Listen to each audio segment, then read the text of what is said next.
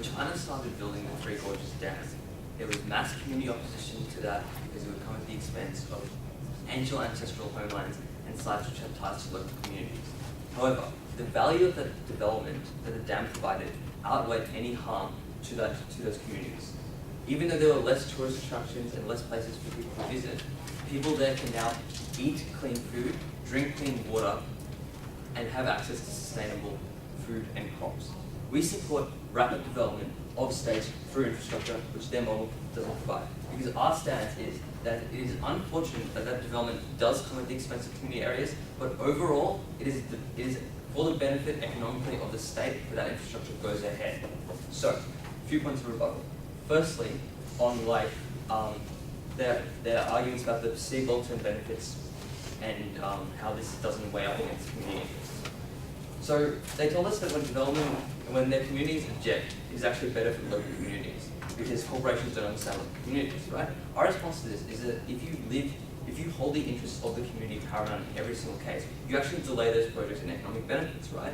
But also, they told us that corporations aren't going to have incentives to occur. If a big TNC comes into a developing country and starts up a factory or a manufacturing plant or a dam or whatever, there will be media publicity, right? There will be media scrutiny. You don't get that under local communities making decisions arbitrarily, right? Because there's no incentive for media to actually care about that.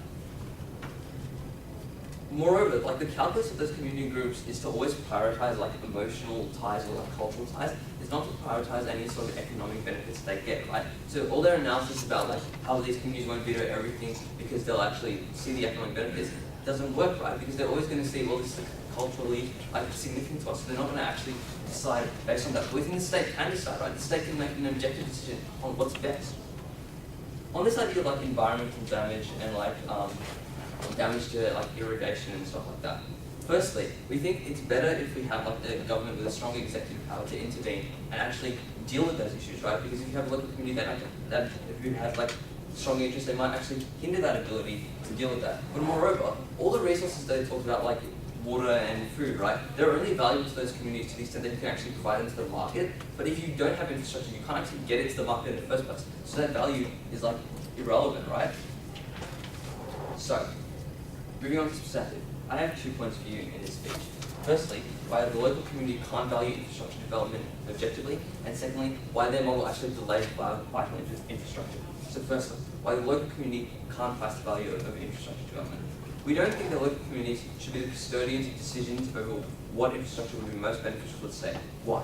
Firstly, to the extent that these states have corruption issues, that is true of and present at local communities as well, right? Local communities will be just as corrupt and just as problematic in that regard. We think the difference is that scrutiny on local communities is lesser, right? As I told you, as I flagged in my opening, states and governments have a bigger incentive to be more clean and to be less corrupt than less communities. But moreover, the model didn't actually specify whether this would be a referendum of communities saying, oh no, we would all veto this project, or it would just be a small group of people deciding on behalf of the community whether or not that economic development was good. So we didn't really get whether or not it was actually representative of the entire society interest, or just as an interest of a few.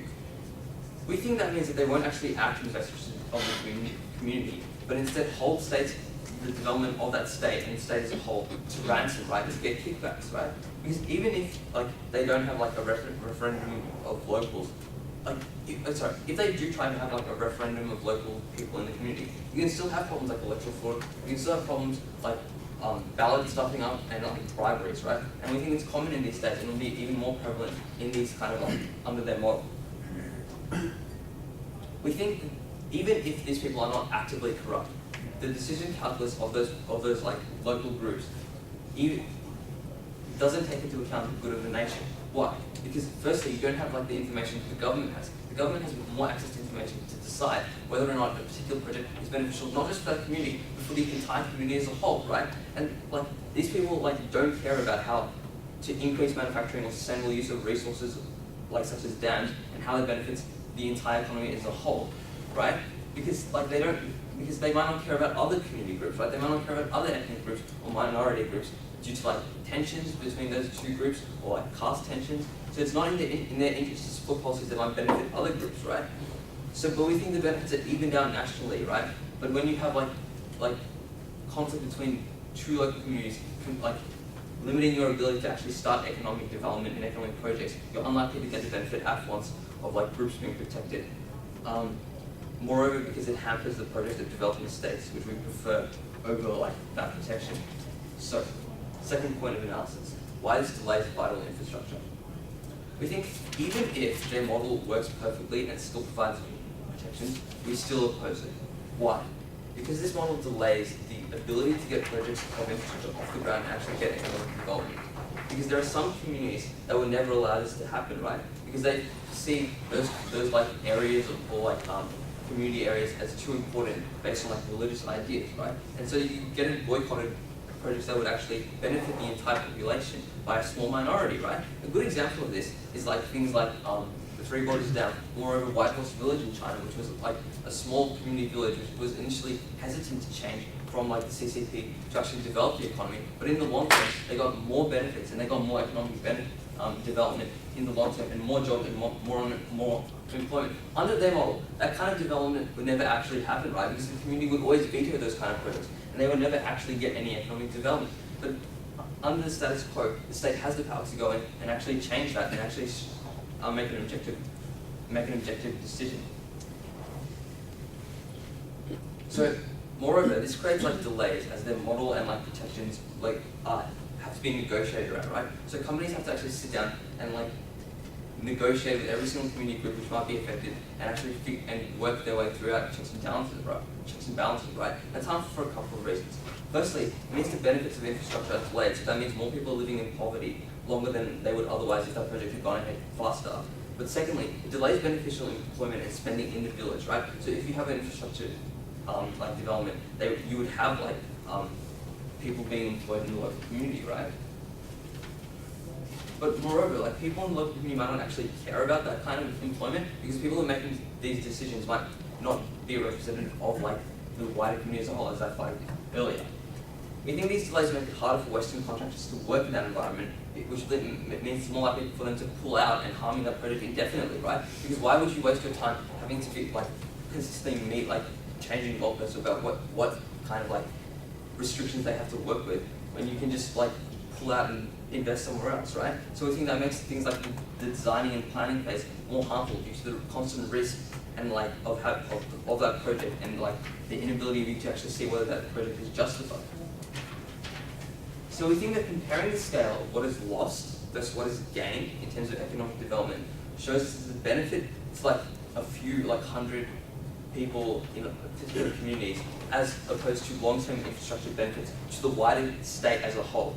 It shows that it is much more beneficial to actually prioritize that long-term development and override the views and beliefs of these like communities. So for those reasons, we're very proud of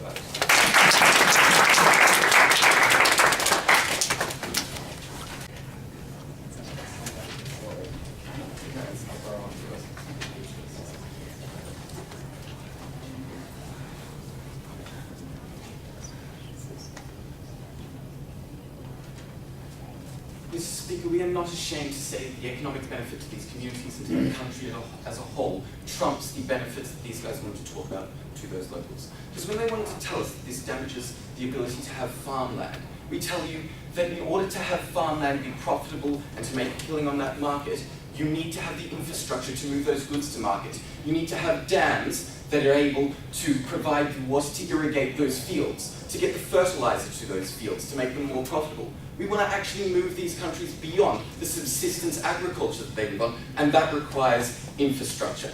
Mr. Speaker, the example my first speaker opened with was of the Three Gorges Dam.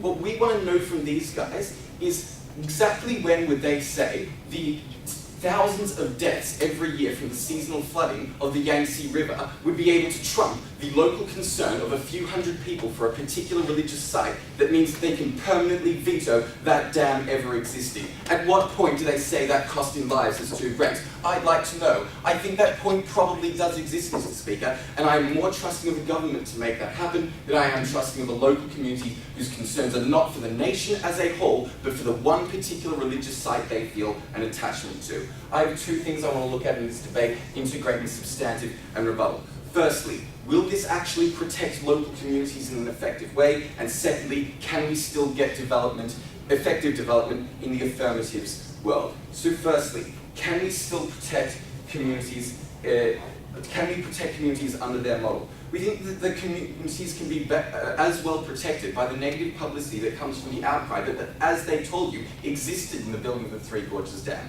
What did that outcry do? It made the Chinese government spend tens of millions of dollars moving the particular temples and religious sites to higher ground. We think that's a perfectly fine way of protecting those. It wasn't the way that any of those communities would particularly have wanted, but we think in terms of balancing the benefits to harms, that was an effective way to do it. But moreover, we told you a number of reasons why their model simply was insufficient to get any of the sort of protections or benefits that they wanted to talk about.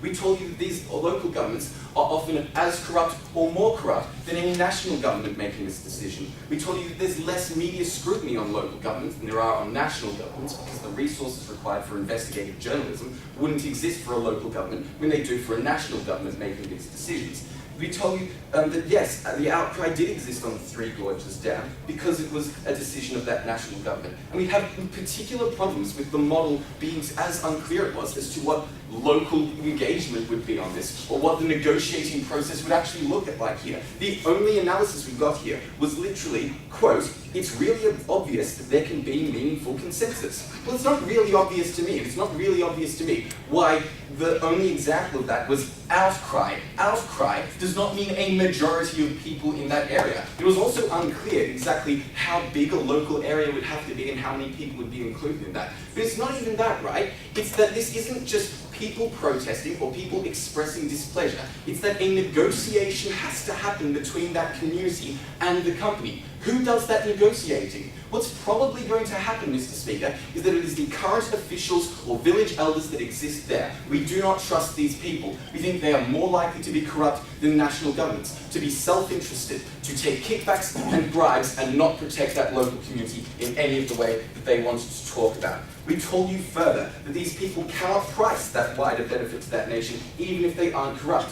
Yes, in the context of little education, it is difficult for the individuals on the ground to adequately understand and express meaningfully the benefits to that wider nation. That's often something that they can't understand, the benefits of dams to that long-term infrastructure development, or the infrastructure networks and how they interplay on multiple levels. We think that means that these communities wouldn't be able to actually provide any sort of protections or to be able to adequately balance those protections versus national benefits. Moreover, what I'm going to tell you new from second speaker is that this actually creates the incentive on national governments to corrupt those local governments, right? Because they want the infrastructure projects to go ahead. So they're going to do things like finance the electoral campaigns of local officials that they know they would be able to bribe in such a way to influence the negotiating process to their benefit. Moreover, it provides an incentive to only provide infrastructure to corrupt governments or corrupt areas, because that's the areas where they can make that profitable. We think that's actually a bad norm to set in terms of developing countries, Mr. Speaker. It's bad to empower those people above any other people doing the right thing. We think this corrupts local governments and actually makes it worse, which is bad for development as a whole. This brings me to my second question. Can we still get effective development in the affirmatives world? There were a number of things they wanted to tell us were extremely important that were being sacrificed under the status quo. The first of these was damaging water tables, farmland, etc. Sometimes that is the unfortunate cost of development, but we need to balance that against wider impacts to the economy and the long-term incentives to develop that economy. Farmland and water resources, as I flagged, are only as valuable as the infrastructure required to actually get those goods to market or to make those fields effective in providing for those people. The sorts of things that infrastructure can provide, Mr. Speaker, are protections from seasonal flooding or monsoons. Those sorts of things mean the people they want to talk about are actually better protected because they aren't at the mercy of the elements in the way they were before. I think that's a better form of protection, but it can only come when the people upriver from that who don't actually have a concern with the flooding of people down valley in the Yangtze River don't have this sort of veto power, right? And we don't think that those people would be pricing the effects of that down river, right? Moreover, we think that we want this nation to move beyond a subsistence-based model and their economy in terms of their farmland. We're happy to prioritise that and incentivise it. The material we got from second speaker was on mines, and the materials there belong to those local communities. The problem I had with this analysis is that each individual project, an infrastructure project, does not exist in isolation.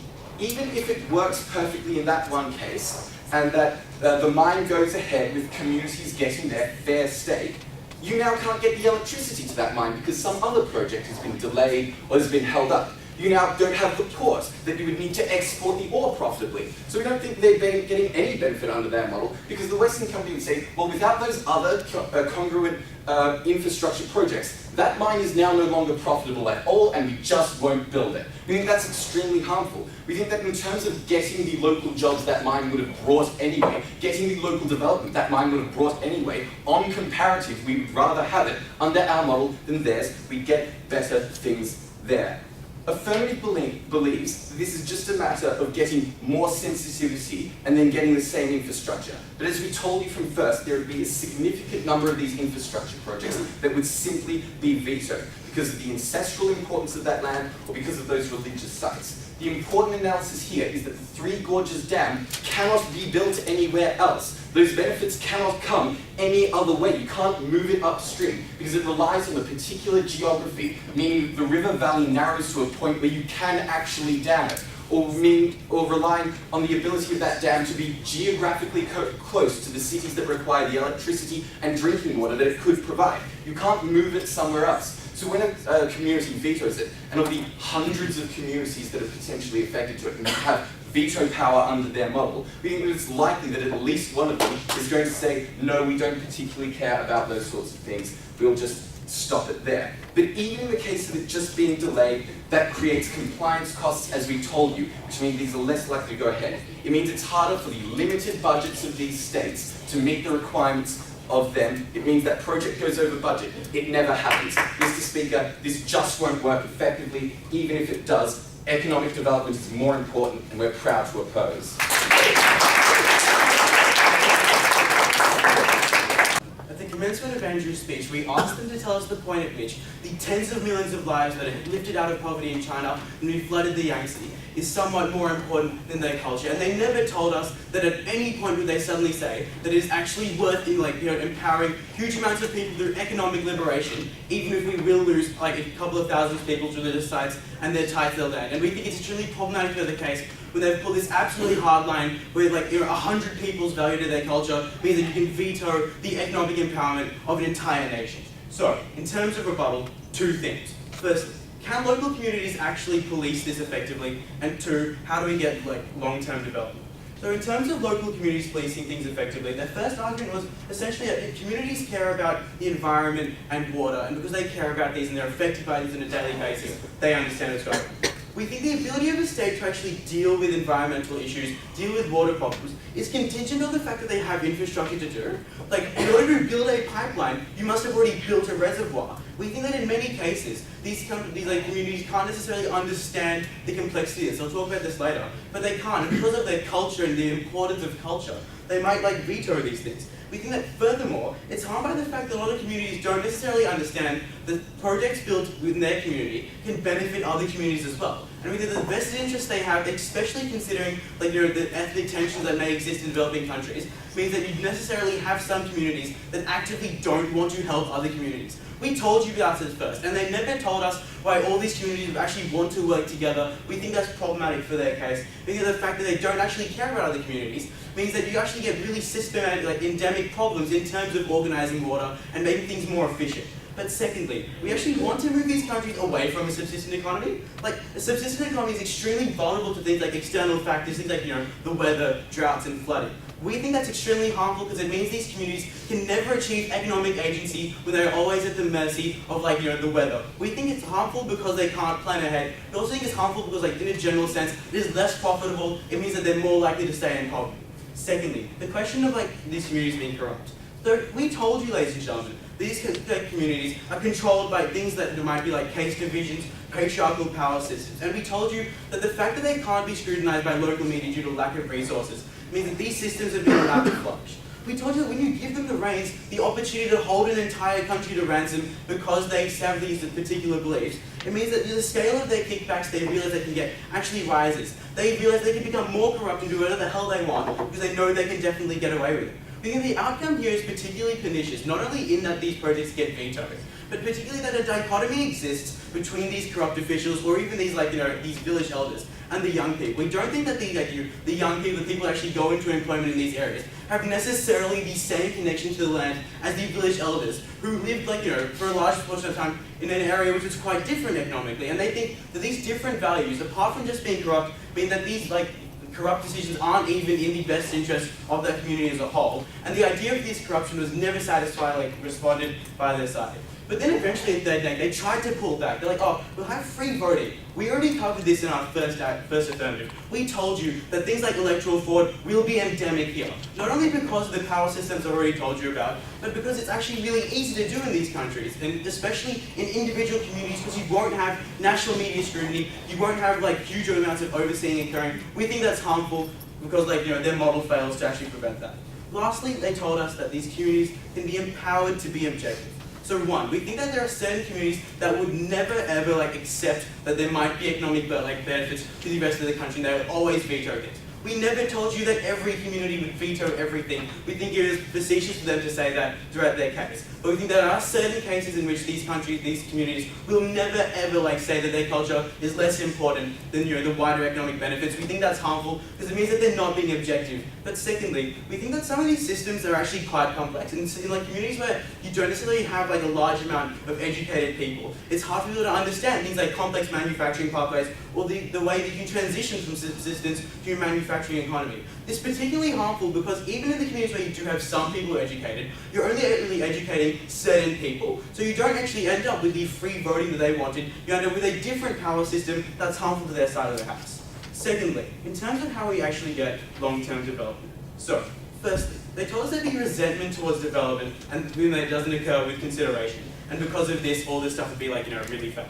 So firstly, we think that the vocal resentment that you do see, and I've already flagged this material, is not representative of the entire community. We think that if you ask the younger people who don't necessarily have the same cultural attachment, whether they want a job, or whether they're happy to see a local religious shrine move to a different area, we think that a lot of them would actually say, yeah, I'm happy to have money, so it means I can actually do things like have a family. We think that the representation that does occur, and I've proven this, and our side has proven this throughout the case, means that the vocal representation is not actually representative of that thing. But secondly, some of the resentment that does occur is because these people haven't actually been exposed to the benefits of economic development. When you have these patriarchal power systems in place that always veto things and always say that culture is the most important thing, it means that it's inherently hard for people to understand and actually engage in their own cost-benefit analysis. It means a lot of people simply assume that culture is the best, but they haven't actually had things like a job in a manufacturing sector. We think that when they do, and when they are exposed to these things, and we think the benefits of our side mean that they definitely will be exposed, we think that calculus will change, and we think that you lose a lot of the resentment that will occur that they said they'll happen. But lastly, even if resentment does happen, we think that things like these people will still engage with the project in that they want money, will still go there because it's a good job, and we think that we still retain the larger societal benefits that we've told you about throughout our case. But secondly, they tell us that delays are good. Okay, so we think that in the most short term, there are significant tangible harms of having delays. It's things like people dying in the winter because they don't have shelter. Right? But even in the longer term scale, which they wanted to talk about, we think that the delays for jobs or construction have significant disincentives for multinational corporations and governments to engage in actual projects. Why? We told you at first and at second, there's significant compliance costs if you have to keep on rescheduling everything. It means that if communities are making you plan things differently every couple of months, you essentially will never ever plan, never ever perform that project because the planning stage simply gets too expensive. But even if they're not making you change your plans and simply making you stall for a while, it's extremely expensive to store things, ladies and gentlemen. The sheer amount of raw metal needed to build a bridge, cable, tendons, we think that multinational corporations can still have profit as a thing that they want to consider. I mean, they're less likely to just say, we can put all our stuff on hold, have you spend a huge amount of money just having this project waiting in the wings. We think they're more likely to simply get out of that country, get out of the community, do something else. We think that we lose the benefits that accrue under our side of the model. Lastly, in terms of actually long-term development, they told us at second or something, we create too much development too fast. Okay, we think at the end of the day, development needs to be fast to be attractive to these multinational corporations. We think that the fact of the matter is that when they can do things really slowly, you actually lose things like economies of scale. You lose things like the political capital to lobby a government to actually make things more efficient and actually change regulations that are harmful, regulations that might be archaic. And we think that it's important for multinational corporations to do this development in the fastest way possible, because we think that's the way that they're like, profit incentivized to actually do it, but secondly, we think it's just easier for them to do it in that way. Lastly, they told us that discourse will change about local development. We think that discourse already exists. We think the example where the Chinese government actively moved religious sites to protect what these communities valued mean that there are significant instances where discourse already happens. But at the end of the day, ladies and gentlemen, even if this discourse actually happened and people still talked about about culture and stuff, we still think that governments and multinational corporations, by virtue of being stewards of economic success, mean they'll always care more about lifting their people out of poverty than the culture of 100 people. Thank you.